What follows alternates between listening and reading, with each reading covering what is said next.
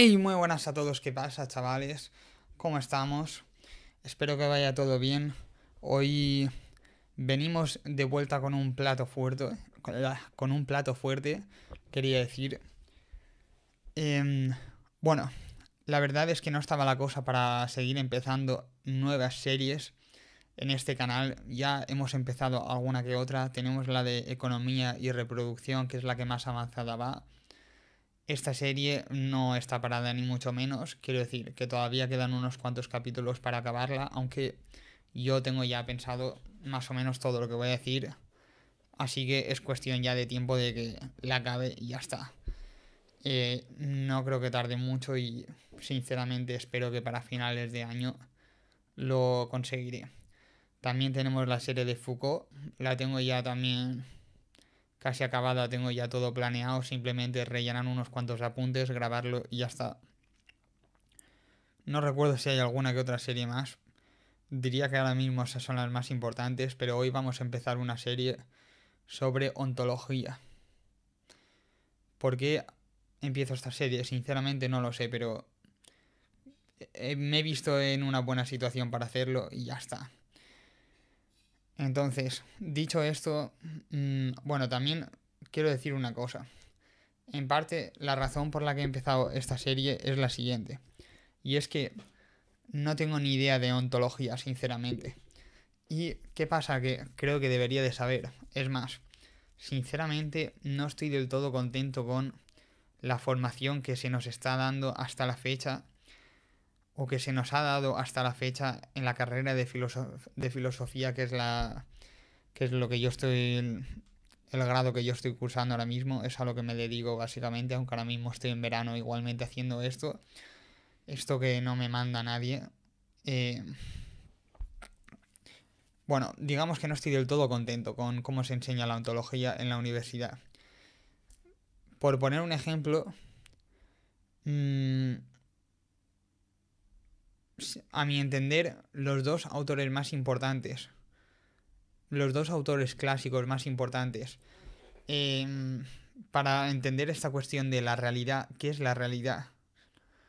¿Qué es el ser? Si lo quieres formular así, son Platón y Aristóteles.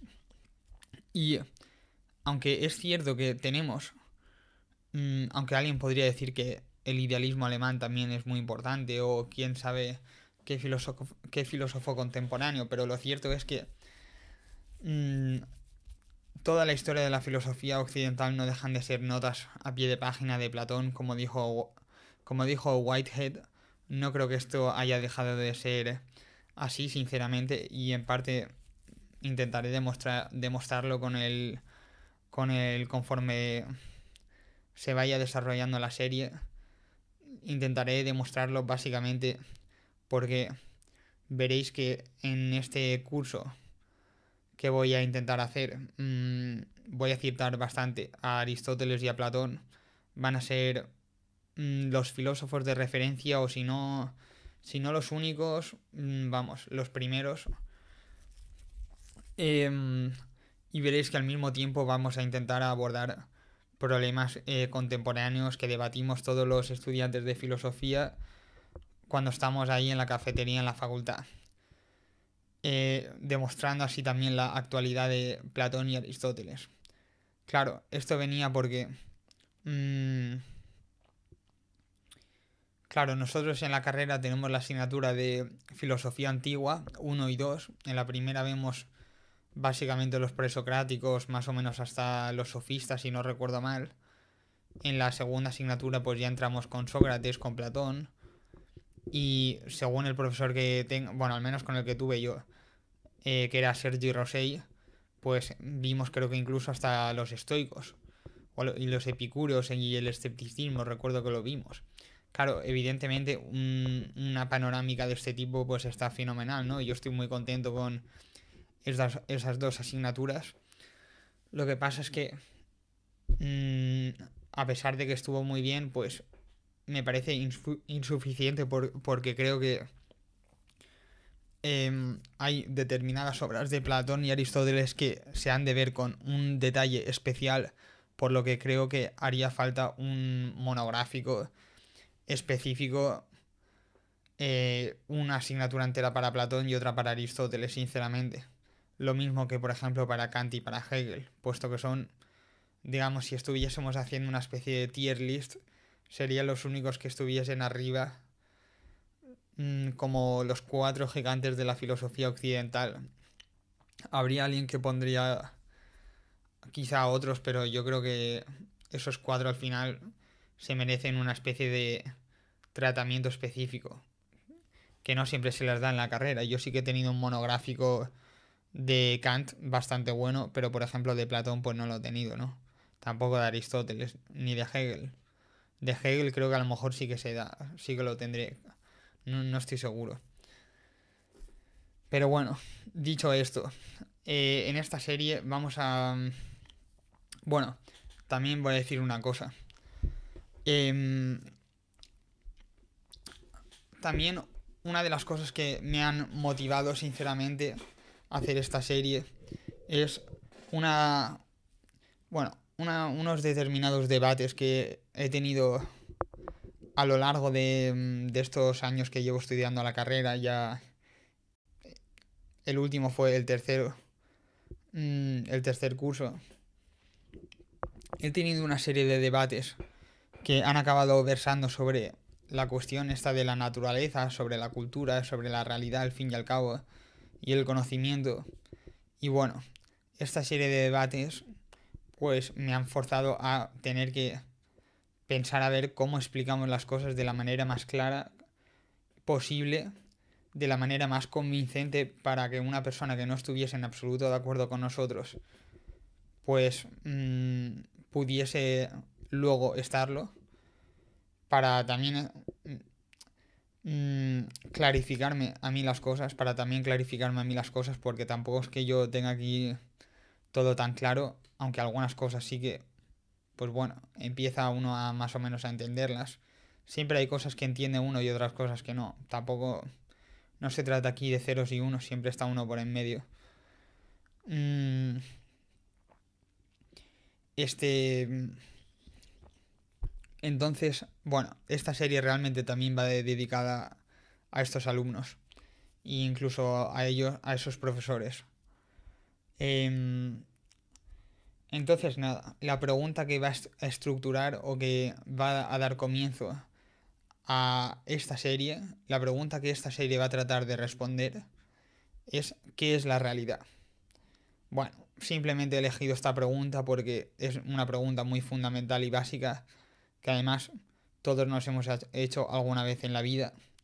A lo mejor habrá gente que no se lo habrá hecho nunca de esta manera así formulada, pero yo estoy seguro de que todos en la vida alguna vez nos habremos preguntado por la falsedad o la veracidad de algo o de alguien.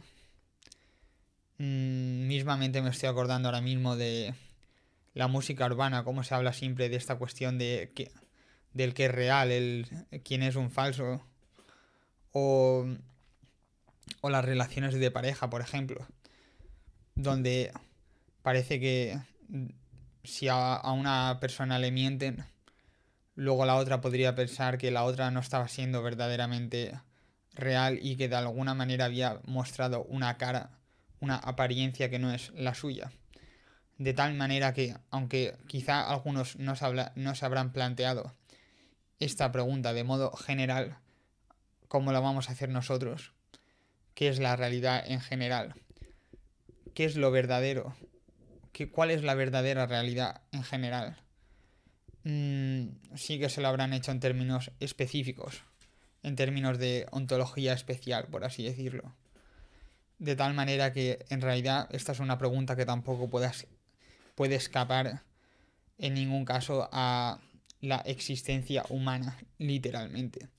Por tanto, no estaremos ahora mismo aquí hablando de una pregunta totalmente abstracta, especulativa y que nada tiene que ver con la realidad o con la vida cotidiana, sino todo lo contrario. Estamos hablando aquí de una pregunta que atraviesa completamente nuestra vida cotidiana en su más mínimo detalle y que responderla puede cambiar totalmente nuestra cosmovisión sobre las cosas, puede cambiar nuestra actitud hacia la vida y por tanto se trata aquí de una cuestión vital bastante importante. También, no solo ya por la propia curiosidad que tenemos algunas personas, los filósofos, por responder esta clase de preguntas de manera desinteresada, también estas preguntas tendrán unos efectos prácticos por los cuales aquellas personas que no sean filósofos y no tengan de primeras ese interés genuino hacia esta clase de preguntas, en realidad deberían hacérselas si quieren tener asegurada una buena vida. Por lo último que acabo de explicar. Dicho esto, bueno, ya hemos planteado más o menos o hemos mencionado la pregunta que vamos a hacer, la pregunta que va a estructurar o la pregunta que va a dar comienzo o desarrollo a esta serie que no sé cuándo va a acabar. La verdad, la de economía y reproducción sinceramente tenía un final muy claro, que era explicar una cosa que yo tenía aquí en la mente y plasmarlo, objetivarlo. Y efectivamente lo sigo teniendo en la mente y cada vez veo más cerca esa objetivación. En cambio, esta serie, pues en fin, empezó porque esto iba a ser un vídeo que iba a subir en junio, creo que quería subirlo, explicando un poco algunas cosas de esta pregunta, pero puesto que había muchos cabos que iban a quedar sueltos, pensé en que... Y bueno, y también como tuve que retrasar la publicación del vídeo por culpa de unos problemas de tipo técnico, cosa por la cual también me he visto obligado a grabar este vídeo ya unas 6 o 7 veces. Pues eso, que he pensado en cambiar las cosas y hacer una especie de serie más abierta, más problemática y que sí, que vaya acumulando, por así decirlo, conocimiento, que cada vídeo suponga un nuevo paso en una nueva escalera, por así decirlo, pero no se sabe esta escalera tampoco cuándo va a acabar. Bueno, hemos mencionado ya, ahora sí, la pregunta que vamos a hacernos, ¿qué es la realidad? Y vamos a poner una especie de ejemplo para intentar saber exactamente de qué manera nosotros vamos a plantearnos esta pregunta. Vamos a irnos a una cuestión política.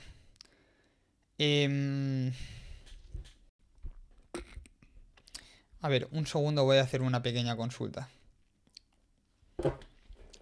A ver, es que se me ha olvidado consultar una cosa.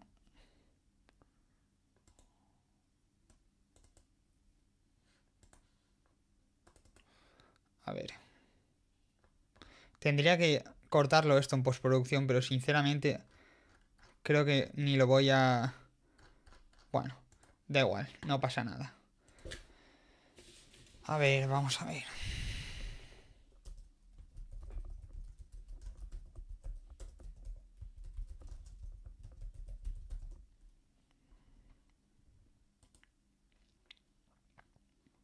Vale, de acuerdo. Vale, bueno, vamos a ir a una cuestión política, ¿vale? Para bajar las cosas aquí a la tierra. Y no sé, creo que es una buena manera de empezar. Vamos a poner un ejemplo. Vosotros sabéis, por supuesto, los distintos regímenes políticos que hay según Aristóteles. La famosa clasificación que hizo. A todos nos la han explicado en algún momento. Sabéis que Aristóteles dividió los regímenes políticos según si gobierna uno, si gobiernan varios o si gobiernan todos. de esta manera, cuando se trata de los regímenes políticos o de los gobiernos virtuosos, cuando gobierna uno, se trata de la monarquía, cuando gobiernan varios, se trata de la aristocracia, y cuando gobiernan todos, se trata de la república. A veces he visto alguna otra traducción, tanto en estos regímenes políticos como en sus respectivas desviaciones, cuando estos regímenes políticos no son virtuosos. En este caso hablaríamos de cuando gobierna una persona, la tiranía; cuando gobiernan varias personas, la oligarquía; y cuando gobiernan todas las personas, se trataría entonces de la democracia. Bueno, todos hemos escuchado hablar sobre esta clasificación, nada nuevo ahora mismo, pero sí que yo quería hacer un poco de énfasis y pararnos a pensar por un momento en las implicaciones que tiene esta clasificación, y en concreto esta cosa de uno, varios y todos. Yo no sé hasta qué punto cuando nos explican esta clasificación nos paramos a pensar seriamente sobre qué implica decir esto de uno, varios o todos.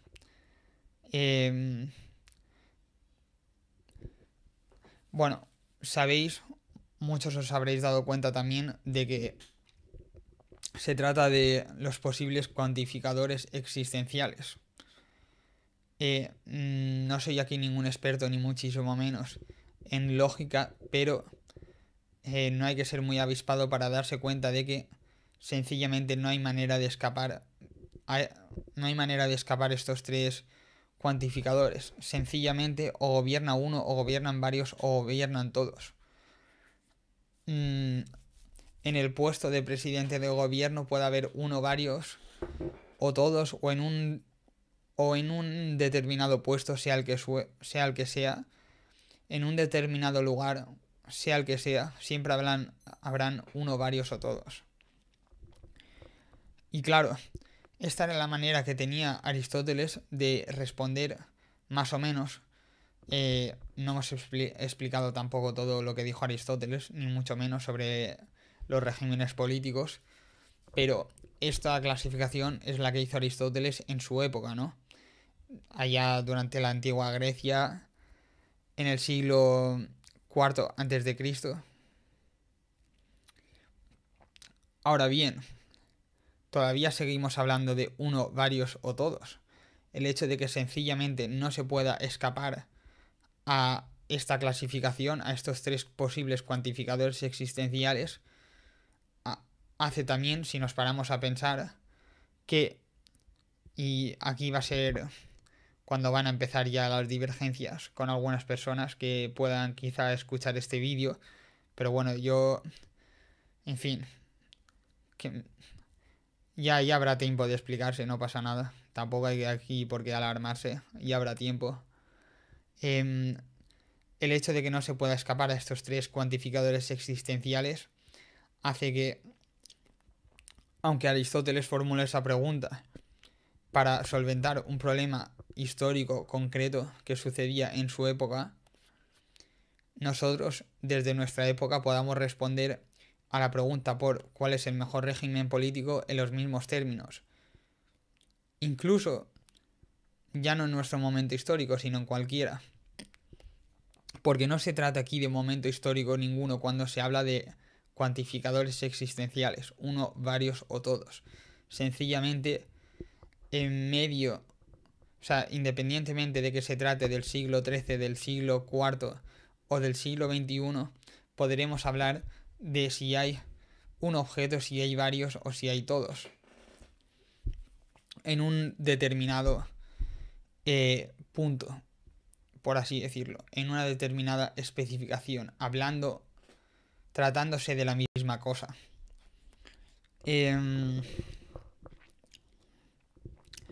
Bueno, esta va a ser más o menos la manera en que nosotros queremos formular esta pregunta. Si lo conseguiremos o no, eso lo juzgarán los oyentes con el paso del tiempo.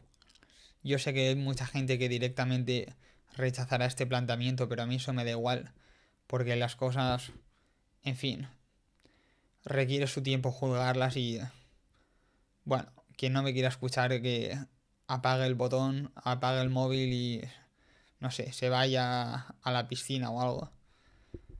Em, pero bueno, nosotros, por determinadas razones que luego más adelante, en posteriores vídeos, veremos, vamos a intentar formularlo de esta manera.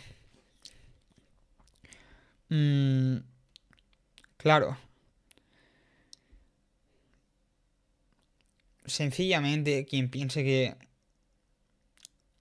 hay una manera de escapar estos cuantificadores existenciales, quien piense que hay una manera de escapar a la lógica, pues la verdad es que tiene, no sé, una carencia de humildad bastante grande y sobreestima totalmente su capacidad creativa.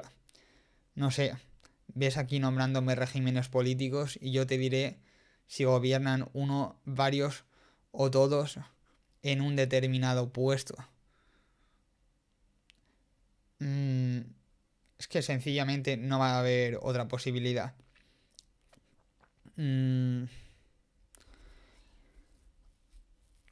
Entonces nosotros vamos a intentar responder nuestra pregunta de manera que atraviese toda la historia, de manera histórica y trascendental, o sea, de manera histórico-trascendental, por así decirlo. Así vamos a intentar responder nuestra pregunta sobre qué es la realidad. De tal manera que podamos traducir las respuestas que han dado otras personas, otros sistemas filosóficos, otros filósofos o filósofas, a nuestros términos, para poder evaluar así también las distintas posibles respuestas. Porque, y aquí va también cierta cuestión, hay una cosa que a mí me molesta bastante, que es que cuando se trata de adoptar una posición, esta posición no se ha de valorar de manera independiente de las otras posiciones o de los otros sistemas o de las otras afirmaciones y así o negaciones si así se quiere decir. Se han de contraponer unas posiciones a las otras. Ya hablaremos de esta cosa de la dialéctica, hablaremos de Hegel, tranquilos, pero bueno, ahora mismo simplemente voy a recordar cómo utilizaba también esta palabra,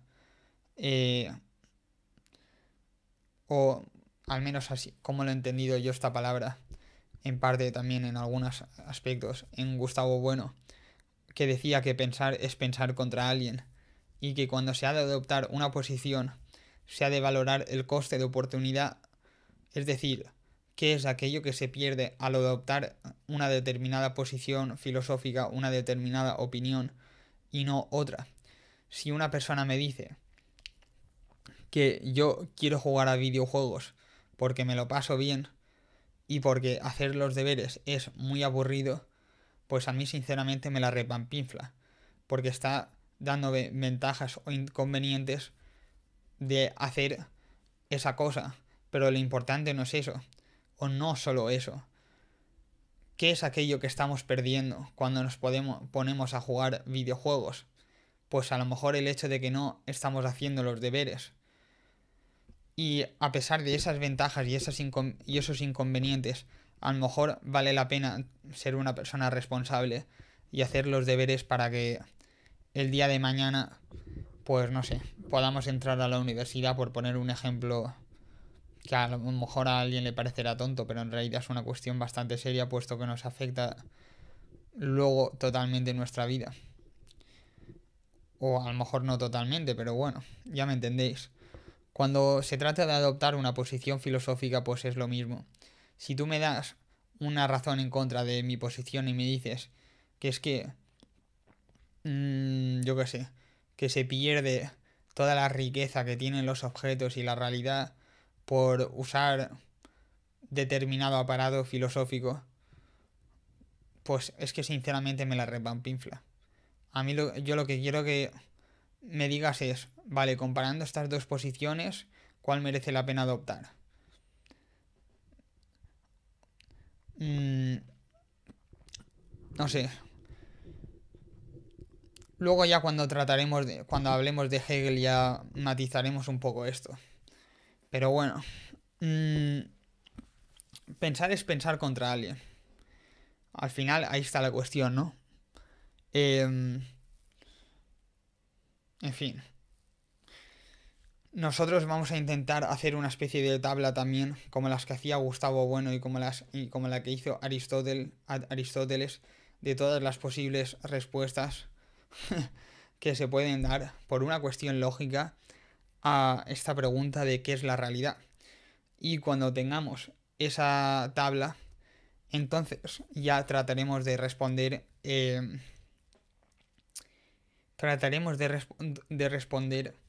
cuál es el régimen, o sea, cuál es la respuesta que a nosotros nos parece la correcta o no. O quizá intentaremos averiguar algunas cuestiones sobre las que ya nos posicionaremos, aunque todavía no tengamos la tabla totalmente elaborada, pero bueno, al final de esta serie me gustaría que esa tabla realmente estuviese elaborada. Además de más o menos posicionarnos respecto a algunas de las cuestiones más importantes que respectan a esta pregunta.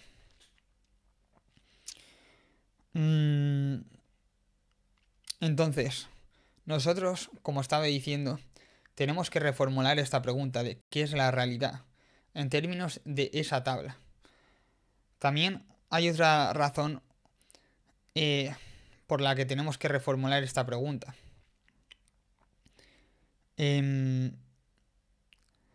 Bueno, también quería decir que cuando tengamos esta tabla, una cosa muy importante va a ser ese criterio, digamos, ¿cómo decirlo? Ese parámetro de la clasificación, ¿no?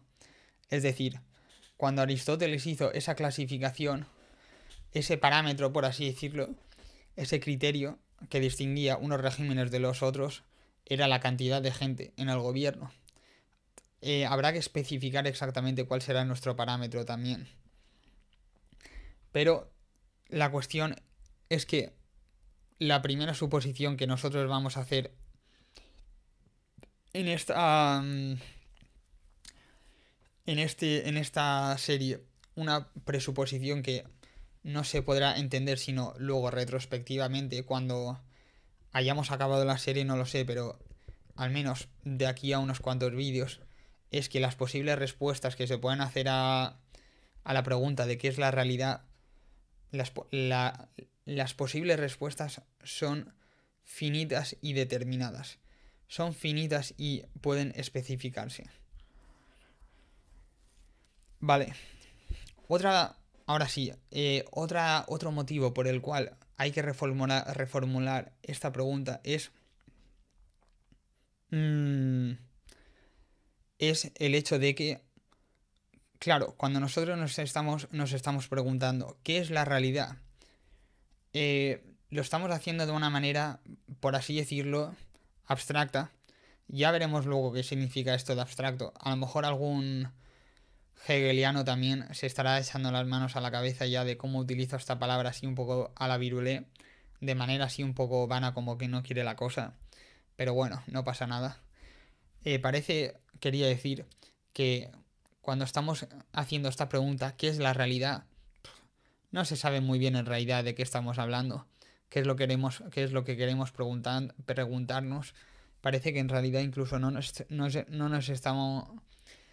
estamos preguntando nada, e incluso que estamos perdiendo el tiempo y que valdría la pena dedicarnos a las finanzas para ganar un poco de dinero y así que nos vaya mejor, ¿no? Dedicarnos a cuestiones más prácticas. Bueno, en realidad vamos a reformular esta pregunta en términos un poco más claros. ¿Qué exactamente queremos decir cuando nos preguntamos por la realidad? Y no sé, por mencionar un ejemplo clásico, un ejemplo muy popular, bueno, ya seguro que habréis visto todos o la mayoría o muchos la película The Matrix, Matrix, donde se aborda en parte esta pregunta, ¿no? ¿Es la realidad lo mismo que las apariencias? Bueno, esta es una manera de abordar la pregunta que probablemente se adecua bastante a la manera en que nosotros entendemos esta pregunta en nuestra vida cotidiana. ¿Cómo esta persona se me aparece? ¿Cómo me trata? ¿Qué cara me muestra? Como decíamos antes. ¿Es esa su cara verdadera? ¿O en el caso de que se quite la careta y vaya con la cara destapada, veríamos la verdadera realidad que hay detrás de esa persona? Bueno, lo que vamos a hacer es hacer una especie de esquema muy básico, de estudio extremadamente básico, de cómo se ha replanteado esta pregunta de la realidad y de la apariencia, o ya veremos exactamente de qué cosa a lo largo de la historia de la filosofía, para poco a poco ir aproximándonos a la respuesta, ¿no? A esta respuesta que, como hemos dicho, nosotros suponemos que existe. Que a lo mejor habrá ya quien no esté de acuerdo con eso, pero la demostración de que existe esa respuesta se realizará con el mismo desarrollo de la misma, de la serie. Dicho esto, nos veremos en el siguiente vídeo, ya entrando quizá un poco más en materia, aunque hoy ya también hemos hablado algunas cosas. Que vaya muy bien, espero que se haya escuchado mucho el micrófono, la verdad que he tenido unos líos de la hostia. En fin, no solo con el micrófono, pero bueno, espero que a partir de ahora ya pueda grabar las cosas ya de manera más rápida y normal. Muchas gracias.